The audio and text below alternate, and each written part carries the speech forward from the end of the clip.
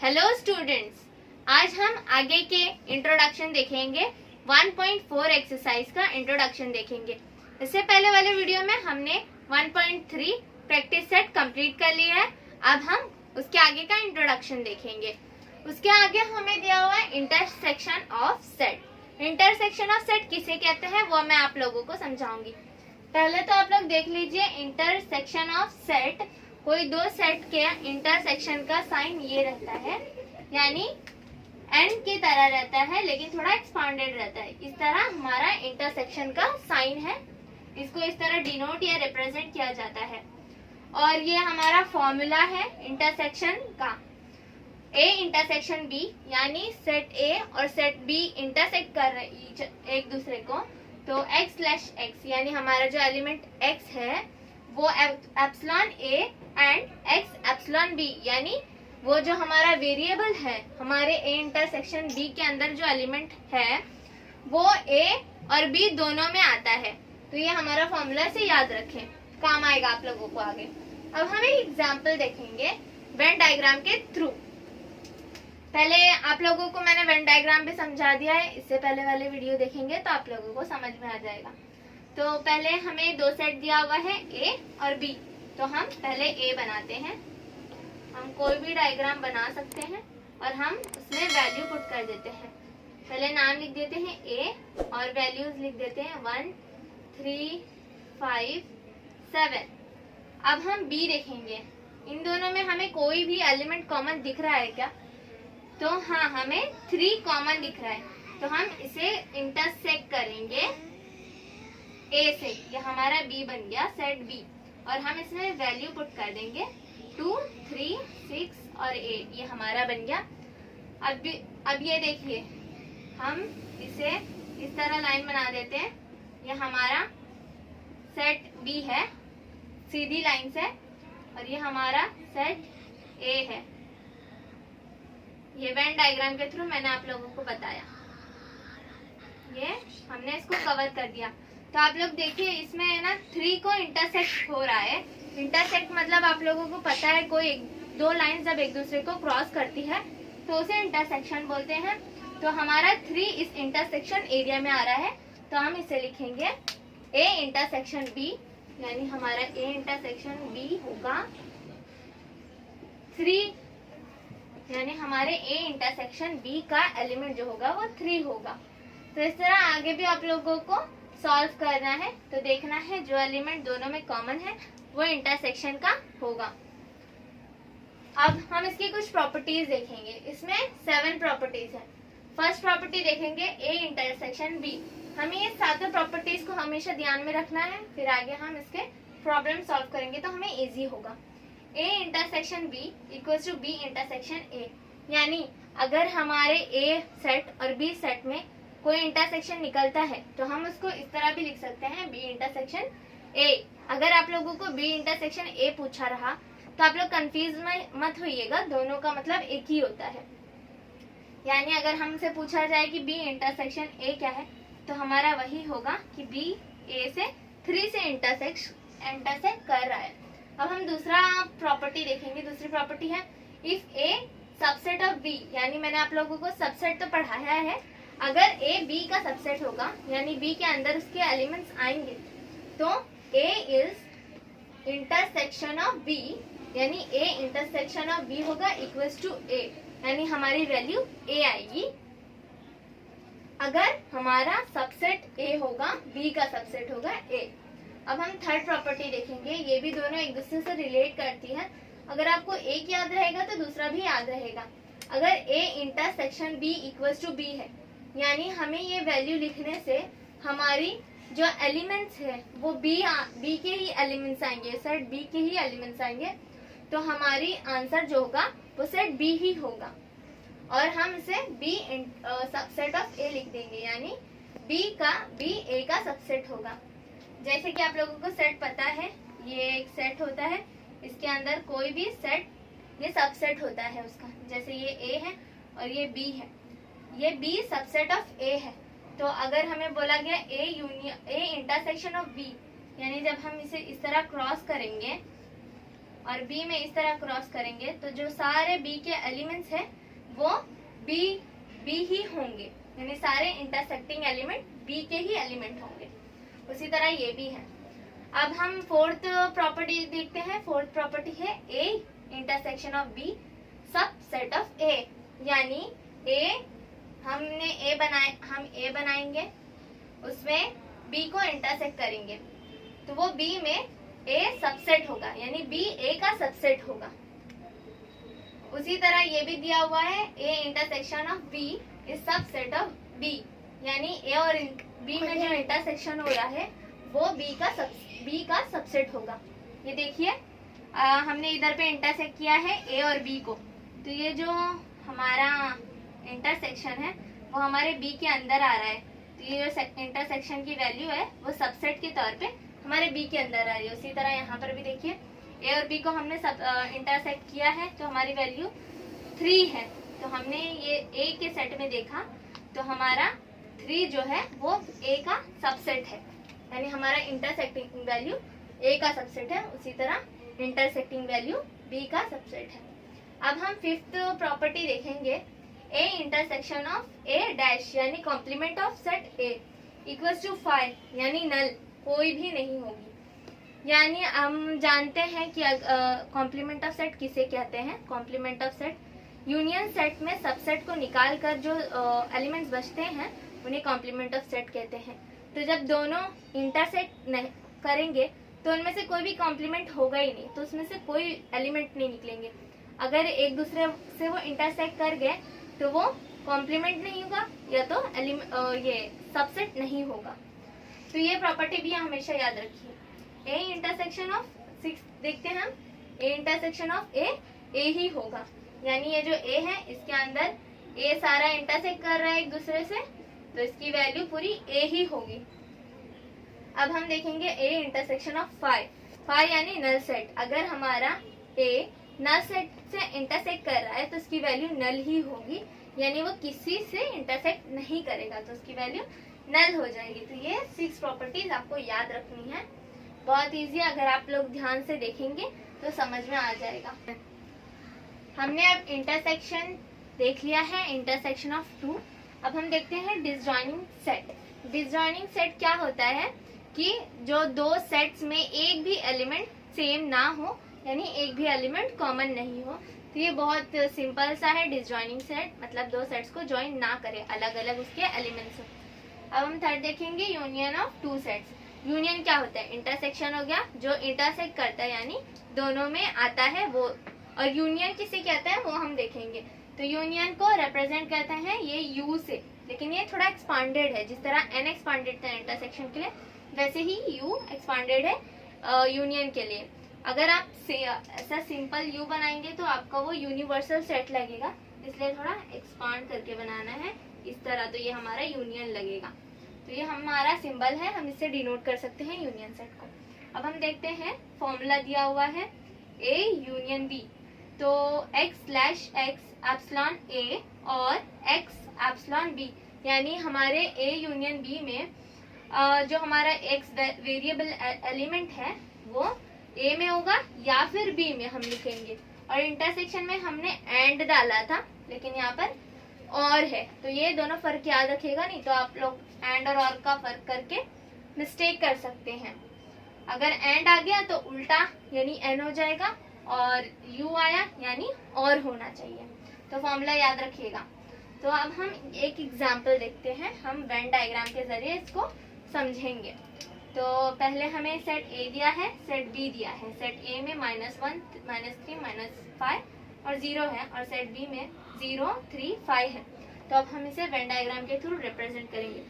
तो पहले हम ए बनाते हैं, ये हमारा ए हो गया, हम सारी वैल्यूज पुट कर देंगे, -3, -5 और ये 0, हमने 0 को पुट कर दिया। अब हम बी बनाएंगे, देखिए बी में 0 कॉमन है, इन दोनों में से 0 कॉमन है, 3 को कॉमन में समझिएगा क्योंकि ये माइनस है, ये प्लस है, तो हम इसे इस तरह बनाएंगे बी, ये हमारा बी बन गया। तो हम इसके नंबर्स लिख देंगे। अब देखिए ये इंटरसेक्ट हो रहा है, 0 जो है इंटरसेक्ट हो रहा है दोनों में, तो हम यूनियन किसे कहते हैं? जो इंटरसेक्ट ना हो, लेकिन देखो जो इंटरसेक्ट ना हो उनमें एक कॉमन तो जरूर हो लेकिन इंटरसेक्ट ना हो। हम इन कॉमन नहीं भी हुआ तो हमें दोनों को जोड़ना है, आपस में दो सेट्स को यूनाइट करना है, इसलिए यूनियन नाम है इसका। तो हम हमारे ए यूनियन बी लिखेंगे इस तरह, ए यूनियन बी। हम उसके एलिमेंट्स लिखेंगे -5। हम इसे ऑर्डर वाइज लिखेंगे, जरूरी नहीं आगे पीछे भी लिख सकते, लेकिन ऑर्डर वाइज लिख लेते हैं। -3 -1 0 3 5। ये हमारा हो गया। हम देखिए दोनों को यूनाइट कर रहे हैं तो इसमें एक कॉमन है, तो हम उसे एक ही बार लिखेंगे, दो बार नहीं लिखेंगे। तो ये हमारा हो गया यूनियन सेट। अब हम इसकी प्रॉपर्टीज देखेंगे, यूनियन ऑफ टू सेट्स की प्रॉपर्टीज। हमें 6 प्रॉपर्टीज दी है, हमें इसे समझेंगे। हम इसे समझकर हमें इसे याद रखना है, ताकि अगर हम किसी सम को सॉल्व करें यूनियन वाले तो हमें कोई प्रॉब्लम नहीं हो, तो हमें कंफ्यूजन भी ना हो। अब फर्स्ट देखेंगे, फर्स्ट में बोला गया है A union of B equal to B union of A, यानी कोई ए है सेट, बी है सेट, दोनों को यूनाइट किया गया तो जो वैल्यू आएगी ए यूनियन बी की वही बी और ए को यूनाइट करके आएगी, यानी एक दूसरे को उल्टा कर दिया गया, यूनाइट करके तो वही वैल्यू आएगी। तो ये इक्वल होंगी। If A is subset of B then A union B equals to B. तो अब हम इसे एग्जांपल के थ्रू देखते हैं। ए हमारा जो है वो बी का सबसेट है, तो ये हमारा बी है, उसमें सबसेट दिया हुआ है ए, ये ए है। तो जब हम ए यूनियन बी लिखेंगे तो हमारी वैल्यू बी ही आएगी। कैसे?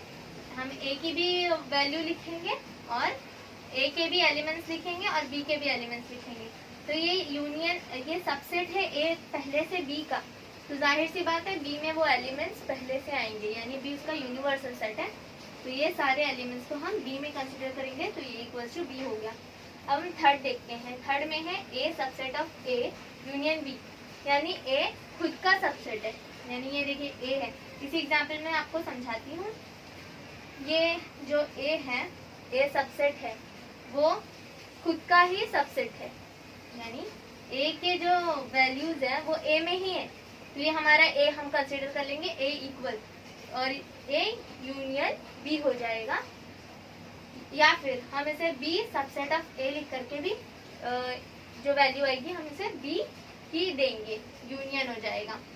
यानी जब हमारा बी, यानी हमारा ये ए है और इसमें हमारा सबसेट ऑफ बी है, तो जब हम यूनियन निकालेंगे ए और बी को जब यूनाइट करके निकालेंगे तो हमारी वही वैल्यू आएगी जिस तरह इसमें आएगी। तो ये बहुत सिंपल है, आप लोग एक दूसरे से समझ सकते हैं।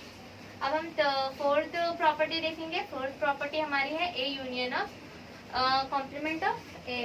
तो यानी जब हमारा ये यूनिवर्सल सेट है, ये यूनिवर्सल सेट है, इसमें हमारा ये ए सेट है, जब हमें बोला गया है कि हमें ए और कॉम्प्लीमेंट ऑफ सेट ए को यूनाइट करना है, यानी ये जो बाहर वाला है वो कॉम्प्लीमेंट ऑफ सेट ए है, जो बाहर की वैल्यू। तो जब हम इसे दोनों को मिलाएंगे तो यू हो जाएगा, यानी यूनिवर्सल सेट। ये यू है, यूनिवर्सल सेट का सिंबल है। आप लोग इसे यूनियन मत समझिएगा, ये यूनियन है जो दो सेट्स के बीच में आता है, ये यूनिवर्सल सेट है। तो ये बहुत इजी है, दोनों को एक साथ लिखेंगे तो ये यूनिवर्सल सेट बन जाएगा। अब हम देखेंगे ए यूनियन ए, यानी ए तो खुद का यूनियन होगा तो वो ए ही वैल्यू आएगी। सिंपल है, बहुत सिंपल। अगर हम दो ए दिए हुए हैं, दोनों एक ही नंबर्स है, एक ही एलिमेंट्स है दोनों ए में, और हम उसे यूनाइट करेंगे तो हमें ए ही वैल्यू आएगी। अब हम 6 देखेंगे, ए यूनियन 5 इक्वल्स टू ए, यानी अगर हम ए को किसी से भी, मतलब 5 मतलब नल सेट, यानी हमारा सेट जो होगा नल होगा, अगर हम उससे यूनाइट करेंगे ए को, तो जब कुछ ऐड ही नहीं होगा तो वैल्यू तो वही बचेगी जो हमारे पास पहले से थी, यानी ए ही बचेगी। तो ये हमने प्रॉपर्टीज भी समझ ली है। अब हम देखेंगे number of element in a set. Number of element in a set किसे कहते हैं? किसी सेट में जो एलिमेंट्स दिए हुए हैं उनको काउंट करके हम जो नंबर निकालेंगे उसे number of element of a set कहेंगे, यानी उस एलिमेंट के नंबर कहेंगे। तो हम उसे स्मॉल एन से डिनोट करेंगे, उसे हम स्मॉल एन से रिप्रेजेंट करेंगे। तो पहले हमें 2 एग्जांपल्स दी हुई है, ए और बी दी है। ए में इतने एलिमेंट्स है, बी में ये सारे एलिमेंट्स है। तो पहले तो हम इसके नंबर ऑफ एलिमेंट्स फाइंड करेंगे। तो इस तरह हम लिखेंगे number of element of a set. तो पहले काउंट करेंगे 1 2 3 4 5 सेट 5 एलिमेंट्स है। अब हम बी देखेंगे, number of element of set B count करेंगे 1 2 3 4 5 6 एलिमेंट्स है। ये हमारे 6 एलिमेंट्स हो गए। अब हम इसका टोटल निकालते हैं कि दो सेट्स को नंबर्स को प्लस करने पे हमारा क्या आता है। तो ये हमने प्लस किया दोनों को आपस में, तो ये हमारी वैल्यू आएगी 5 + 6 = 11। ये हमारा 11 आ गया। अब हम देखेंगे हमारा यूनियन और इंटरसेक्शन इसमें क्या रोल प्ले करता है। तो यूनियन आप लोगों को पता है कि इनमें जो कॉमन होंगे इनको सारों को हम एक साथ लिखेंगे, लेकिन जो कॉमन होंगे उनको एक ही बार लिखेंगे, 2 बार नहीं लिखेंगे। तो हम लिखते हैं A union B, union proper बनाए नहीं तो ये यूनिवर्सल लगेगा, इक्वल्स टू 3 6 9 12 15। यहाँ पे देखेंगे 6 है, 12 है, 18 नहीं है, 18 24 30 और ये 36। ये हमारा यूनियन हो गया। ये हमारी कितनी वैल्यूज हो गए, हम number of A union B देखेंगे। तो हमारा आएगा, काउंट करेंगे 1 2 3 4 5 6 7 8 9। ये हमारा 9 हो गया, 9। अब हम देखेंगे इंटरसेक्शन का क्या रोल है। यूनियन का तो देख लिया, इंटरसेक्शन का देखते हैं। ए इंटरसेक्शन बी, इंटरसेक्शन क्या होता है, जो दोनों सेट्स में आए वो इंटरसेक्शन होता है। तो हमारे इसमें 2 नंबर्स हैं जो दोनों में कॉमन है, वो है 6 और 12। तो हमारा number of A intersection B होता है 2। तो अब देखिए हम इसमें रिलेशन निकालेंगे। अगर हम ये इक्वेशन 1 दे देते हैं इसे, और इसे इक्वेशन 2 दे देते हैं, और इसे इक्वेशन 3 दे देते हैं। तो अगर हम इक्वेशन 1 निकालना है तो 1 और 2 और 3 को प्लस करके देखते हैं।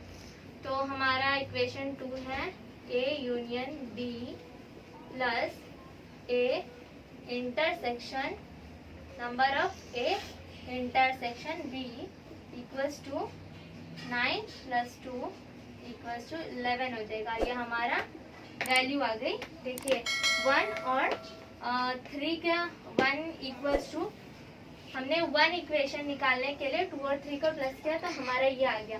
तो हम इसकी जगह पे इस तरह लिख सकते हैं n number of A union B plus number of A intersection B equals to number of A plus number of B.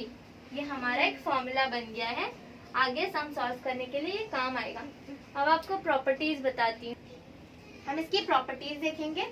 अब हमने ये फॉर्मूला डिराइव कर लिया है तो हम इसकी प्रॉपर्टीज देखेंगे। Properties of number of element in a set. तो प्रॉपर्टी इस फॉर्मूले से ही आई है, हमने पहले से डिराइव किया फिर ये हमने प्रॉपर्टी लिखा है। यानी number of A union B equals to number of A plus number of B minus number of A intersection B. ये यहाँ से आया है तो हमने इसे इस तरह निकाला है। जब हम ए यूनियन बी निकालेंगे तो हम number of A plus number of B लिखेंगे, और ये हम जब प्लस से ये साइड करेंगे इक्वल के तो number of A intersection B हो जाएगा। ये हमारा फॉर्मूला, हमने प्रॉपर्टी भी निकाल ली है। तो ये बहुत इजी है, आप लोग आगे इसमें प्रॉब्लम सेट दिए हुए हैं वो सॉल्व कर सकते हैं। इसके बेसिस पे ये फॉर्मूला हमेशा याद रखिएगा। आप इसी तरह number of A intersection B निकाल सकते हैं। कई बार आप लोगों को ये वैल्यू दी होती है 3, आपको ये निकालना होता है, या फिर आप लोगों को ये 3 वैल्यू दी होती है, ये निकालना होता है, या फिर जिस तरह हमने ये डिराइव किया, ये डिराइव करने का भी आ जाता है क्वेश्चन। सो ये आप लोगों को समझ में आ गया होगा। आई होप सो आप लोगों को मेरा वीडियो अच्छा लगा होगा, आप लोगों को कोई प्रॉब्लम ना आई हो। अगर आप लोगों को मेरा वीडियो समझ में आया हो और पसंद आया हो तो लाइक शेयर एंड सब्सक्राइब करें मेरे चैनल को। और अगर आप लोगों को कुछ डाउट हो इस वीडियो में, इस इंट्रोडक्शन में, तो आप लोग मुझे कमेंट बॉक्स में कमेंट करके पूछ सकते हैं, मैं आप लोगों की हेल्प करूँगी और मुझसे जितना हो सकेगा आप लोगों की मदद करूँगी। Thanks for watching.